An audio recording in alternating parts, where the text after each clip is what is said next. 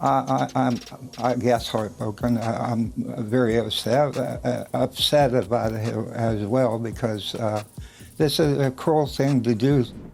I thought we had moved past this. According to Meg, it's a different chapter now. But we haven't. Meghan still wants to be seen as a victim. What if everything you think you knew about Meghan Markle is built on a mathematical lie? What if the woman who walked down the aisle at Windsor Castle in 2018 wasn't the young bride the world believed her to be, but someone who had been meticulously crafting a false identity for decades? Tonight we're going to unravel a conspiracy that goes deeper than royal drama. This isn't about palace drama or media bias. This is about age deception that could shake the very foundation of the modern monarchy. From a forgotten magazine article that destroys her timeline to digital forensics that expose manipulated graduation photos to family members willing to testify under oath that she's been lying about her age for over 20 years. The evidence is overwhelming. By time we're finished, you'll understand why Meghan Markle might be the greatest con artist ever to infiltrate the royal family, and why her silence about these allegations might be the loudest confession of all. Did Meghan make any attempt, even via a third party, to see how you were doing? To my knowledge, no attempts at all. Family betrayal cuts deeper than any scandal, and Thomas Markle isn't just throwing shade, he's dropping nukes on his daughter's carefully constructed mythology. This isn't some bitter old man making wild accusations. Thomas Markle is a former lighting director who spent decades in Hollywood, where he learned that documentation is everything. When someone with his technical background starts questioning dates and timelines, you listen. But what makes his allegations so devastating is that he's not just criticizing Meghan's behavior or choices. He's attacking the fundamental mathematics of her existence. When a father says the math doesn't add up about his own daughter's birth year, that's not family drama, that's a seismic accusation. Thomas has lived through Meghan's entire timeline. He was there when she was supposedly struggling as a young actress. He watched her navigate Hollywood's brutal age discrimination. He saw her strategic career choices up close, and now he's saying it was all performance art. I guess heartbroken. I'm very upset about it as well because this is a cruel thing to do. The man who changed her diapers, who paid for her education, who walked her down practice aisles, is willing to testify under oath that his daughter has been living a chronological lie for decades. Think about the devastation required for a parent to make that choice. He isn't just exposing Meghan's alleged deception, he's sacrificing his relationship with his daughter and potentially his grandchildren to reveal what he claims is the truth. That's not revenge. That's a man with nothing left to lose who's decided the world needs to know what he knows. To make things even messier, Thomas Markle Sr. reportedly willing to testify again, and Samantha's planning a media blitz and possibly another book to coincide with the trial. In the March 1997 issue, page 90 of 17 magazine contains what might be the most damaging single sentence ever written about a royal family member. In a small feature about young activists, the magazine listed Meghan Markle as 21 years old. One line, barely noticeable, but mathematically impossible if her official story is true. If Meghan was born August 4th, 1981, she would have been 15 years old, not 21. That's not a typo, that's not a rounding error. That's a 6-year discrepancy that obliterates her entire timeline. But what makes this evidence vital? 17 magazine in 1997 had strict fact-checking protocols. They weren't some blog or gossip rag. They were a major publication owned by Hearst Communications with legal departments and editorial standards. For them to publish Meghan's age as 21, they would have needed verification, either from Meghan herself, her representatives, or documentation that she provided. This wasn't casual journalism, this was a published fact. The implications are staggering. If Meghan was actually 21 in 1997, that places her birth year around 1975 to 1976, making her 5 to 6 years older than she actually claims. Think about what that means for every major milestone in her life story.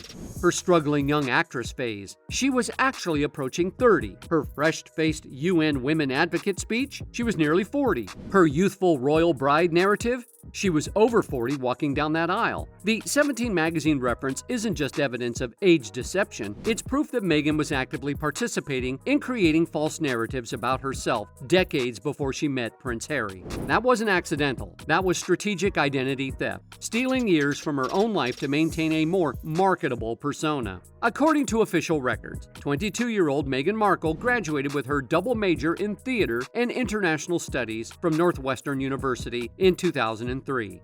Perfect timing, perfect age, exactly what you'd expect from someone born in 1981.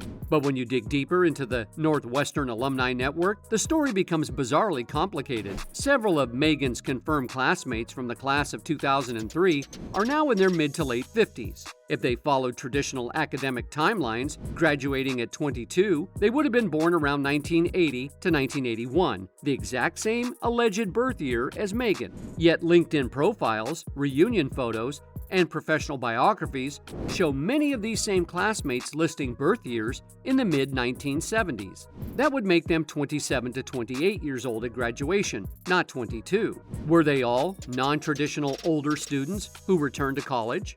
Possible, but statistically highly unlikely for that many people in one graduating class. I thought we had moved past this. According to Meg, it's a different chapter now. But we haven't. Meghan still wants to be seen as a victim. But there is a more sinister possibility that Meghan wasn't unusually young for her class. She was actually the same age as her peers, making her birth year 1975 to 1976, not 1981. But here's where it gets really suspicious. Meghan's academic achievements during college seem remarkably advanced for someone who was supposedly just 18 to 22 years old. Her internship at the U.S. Embassy in Buenos Aires required security clearances and professional maturity, typically associated with older students. Her advocacy work with UN Women showed sophisticated understanding of international relations. Her networking abilities demonstrated social skills beyond typical college-age students. All of these accomplishments make perfect sense if she was actually 25 to 27 years old during her Northwestern years, not 20 to 22. The university refuses to comment on student records, citing privacy laws, but the circumstantial evidence suggests that Meghan's Northwestern experience was built on the same chronological deception that would later define her royal persona. As you already know, Hollywood is brutal to aging women, and Meghan understood the game better than most. But what she did went beyond typical industry age shaving. She committed to a complete chronological identity theft that would define her entire career. Industry insiders describe a age ceiling that destroys careers overnight. At 30, leading lady roles disappear. At 35, you're relegated to supporting mother parts. At 40, you're functionally invisible unless you're an established A-lister. For someone allegedly born in 1975 to 1976, these industry realities would have hit maximum impact during her prime career building years of 2004 to 2011. If she admitted her real age, she would have been competing for maternal roles while still trying to establish herself as an actress.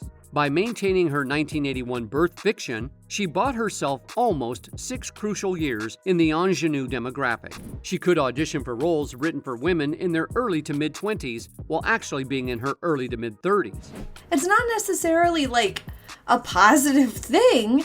It's really bizarre, this fixation that she has with being seen as victimized. The Suits casting becomes particularly suspicious under this analysis. Rachel Zane was written as a young paralegal with big dreams, exactly the type of role that would go to an actress in her mid-20s, not someone approaching 35. But Meghan's mature performance and sophisticated delivery made sense if she was actually drawing from real-world professional experience as someone in her 30s playing younger. Her calligraphy business during this period also raises questions. She allegedly earned about $50,000 annually from wedding invitations and corporate events, an extraordinary income for someone supposedly in her early 20s. Professional calligraphers with that earning capacity typically have years of experience and established client networks. If Meghan was actually in her late 20s to early 30s during her calligraphy peak, the business success makes perfect sense. The age deception wasn't just about vanity, it was about economic survival in an industry that destroys women who age past artificial deadlines. Meghan just didn't hide her age, she weaponized youth as a career strategy, and it worked brilliantly until the evidence started surfacing. Remember the March of 2015 International Women's Day at the United Nations? Meghan Markle takes the stage as a young advocate, sharing her story of childhood activism and lifelong commitment to gender equality. I am extremely proud to stand before you on this significant day, which serves as a reminder to all of us of how far we've come. The narrative was perfect. An inspiring young actress uses her platform to amplify women's voices worldwide. The media coverage was glowing. The UN Women Organization was thrilled to have such an articulate young advocate. But if the age deception allegations are true, then Meghan defrauded an international organization and millions of supporters worldwide. According to her official story, Meghan was 34 years old during her UN Women's speech. She spoke passionately about her 11-year-old activism, referencing her childhood campaign against the Procter & Gamble commercial in '93. When I was just 11 years old, I unknowingly and somehow accidentally became a female advocate. The timeline was flawless. But if she was actually born in '77, then she was almost 40 years old during the UN speech, not 34. More damaging, she would have been 18 years old during her supposed childhood activism, not 11. The 11-year-old feminist hero story becomes a teenage girl making a phone call. The inspiring narrative of childhood empowerment becomes a calculated deception designed to make her activism seem more remarkable. UN Women built their entire campaign around Meghan's young voice for change. They promoted her as representing the next generation of feminist leadership. Their marketing materials, press releases, and social media campaigns all emphasized her youthful activism. If they discovered they had been deceived about her age and the timeline that she was an advocate, it wouldn't just be embarrassing, it would be a credibility crisis for the entire organization. The international implications are staggering. UN Women has global credibility, built on authentic storytelling. If one of their most prominent young advocates was actually older and less authentic than presented, it raises questions about their vetting process and due diligence. Meghan didn't just lie to Hollywood casting directors or British tabloids. She potentially deceived an international organization dedicated to women's empowerment, weaponizing false youth to gain credibility she hadn't legitimately earned. I remember feeling shocked and angry, and also just feeling so hurt. It just wasn't right. Trevor was 28 years old when he and Meghan started dating in 2004. According to her official timeline, she was 23, a normal 5-year age gap for a Hollywood couple. But if Meghan was actually born in 1975 to 1976, she would have been 28 or 29 when they met, making them essentially the same age, or her potentially older. The entire relationship dynamic shifts dramatically. Trevor lived with Meghan for 6 years and was married to her for 2. He saw her driver's license, her passport, her legal documents. He filed joint tax returns and shared insurance policies.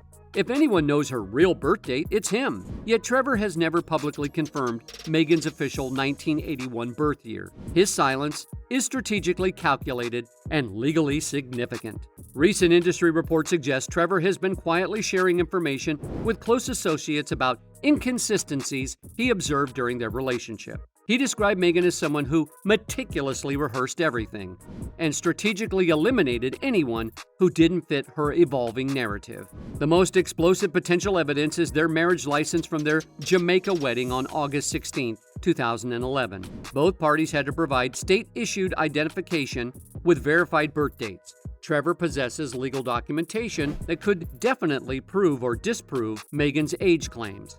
His production company's development of a fictional series about an American divorcee who marries a British prince suggests he may be prepping to monetize his insider knowledge through barely fictionized storytelling. Industry insiders describe Trevor as hurt but calculating rather than vindictive. He's reportedly protecting himself legally while documenting everything for potential future use. Trevor may be the only person with incontrovertible proof of Meghan's real age, yet he's choosing to remain silent. Whether this is due to legal restrictions, financial considerations, or strategic timing remains unknown. But his silence is temporary. In Hollywood, insider information is currency, and Trevor possesses what might be the most valuable secret in modern royal history. When he decides to speak, the foundations of Meghan's entire story could collapse overnight. What should have been a straightforward graduation has become the center of a digital forensic nightmare that exposes document manipulation spanning decades. The official story is simple. Meghan graduated high school in 1999 at the age of 18, following a normal academic timeline. But digital analysis of her graduation photos reveals evidence of sophisticated forgery that suggests deliberate historical revision. Metadata analysis conducted by forensic imaging experts show that several authentic 1999 graduation photos contain digital signatures from Adobe Photoshop CS, which wasn't released until October 2003, 4 years after the alleged graduation date. When she was a student here, she was very involved in many different activities. She was here for middle school and high school, and so 7 years of commitment to the school. The technical evidence is absolute. Compression algorithms match mid-2000 digital photography standards. Color profiles are inconsistent with 1990s film photography. Digital artifacts suggest composite image construction. Layered data indicates multiple editing sessions, but the human evidence is equally suspicious. Immaculate Heart Academy's class of 1999 had approximately 115 graduates in a tight-knit Catholic school environment where everyone knew everyone. Yet multiple classmates from Meghan's supposed graduating class are now verifiably in their mid-50s. If they graduated at typical age 18, they were born around 1981, the same year Meghan claims as her birth year. LinkedIn profiles, professional biographies, and reunion documentation show many of these classmates listing birth years in the mid-1970s, making them 23 to 25 years old at graduation, significantly older than traditional high school students. Even though Thomas has all these alleged proofs, Meghan has still not reached out to him. Of course, she has to know. I'm taking it from that she hasn't called you. No, No phone call. no. How long has it been now? It's been 4 years. So just radio silence. Exactly. Meghan, has really rose up the ranks, and that's extremely inspiring for all of us here, especially at an all-girls school, because she's just the definition of, who we aspire to be. The fairy tale wedding at St. George's Chapel wasn't just a celebration. It was the culmination of a decades-long deception that potentially made the British royal family complicit in international fraud. Every major media outlet obsessively reported Meghan's age, 36 years old. They chanted like a sacred mantra. The narrative was carefully crafted. A mature but youthful bride bringing modern energy to an ancient family. But if the age deception allegations are true, Meghan was actually in her early 40s walking down that aisle. The entire media narrative becomes a lie promoted by royal communication teams and international press organizations. The palace vetting process should have caught any age discrepancies. The royal family doesn't marry strangers. They conduct extensive background checks, review official documents, and verify biographical details with multiple sources. If Meghan's age was fabricated, it means either royal investigators missed obvious evidence, or Meghan's false documentation was so sophisticated it fooled professional royal security. None of these options reflect well on the monarchy's credibility, and Thomas is trying to prevent it from happening by exposing it earlier, because if Meghan's charade lasted any longer, she would completely obliterate the royal image with her antics. You have to forgive my voice, but I'm trying to say it the best way I can. The wedding coverage becomes nauseating under this analysis. Commentators praised Meghan's youthful radiance and age-appropriate confidence. They compared her favorably to other royal brides and emphasized how her perfect age made her an ideal royal wife. Archbishop of Canterbury Justin Welby officiated the ceremony, blessing a union that may have been based on fundamental deception about the bride's identity. Queen Elizabeth II gave her official approval for the marriage, potentially endorsing a relationship built on chronological fraud. The international broadcast reached 2 billion viewers worldwide, all of whom were fed the false narrative of Meghan's age and background. If the deception allegations are true, the 2018 royal wedding wasn't a celebration of love, it was the largest-scale identity fraud in modern history, broadcast live to nearly 2 billion witnesses and forever enshrined in official palace records. The monarchy's reputation for truth and tradition may have been irreparably damaged by a single lie about a woman's birth year. By 2025, the Meghan age conspiracy had evolved from whispered doubts to full-scale digital investigation conducted by thousands of amateur detectives across multiple social media platforms. Twitter has become ground zero for evidence compilation. Users created detailed timelines, analyzed high-resolution photo comparisons, and cross-referenced documents with the dedication of professional forensic investigators. TikTok compilations pulling in millions of views presented the evidence in easily digestible formats. Complex chronological discrepancies became viral entertainment that reached audiences far beyond royal watchers. The palace's complete silence only fueled more speculation. Royal communication teams traditionally respond to major false allegations, but their refusal to address the age controversy was interpreted as an admission by conspiracy theorists. What started as a single magazine reference had evolved into a crowdsourced international investigation that was damaging royal credibility on a scale unprecedented in modern history.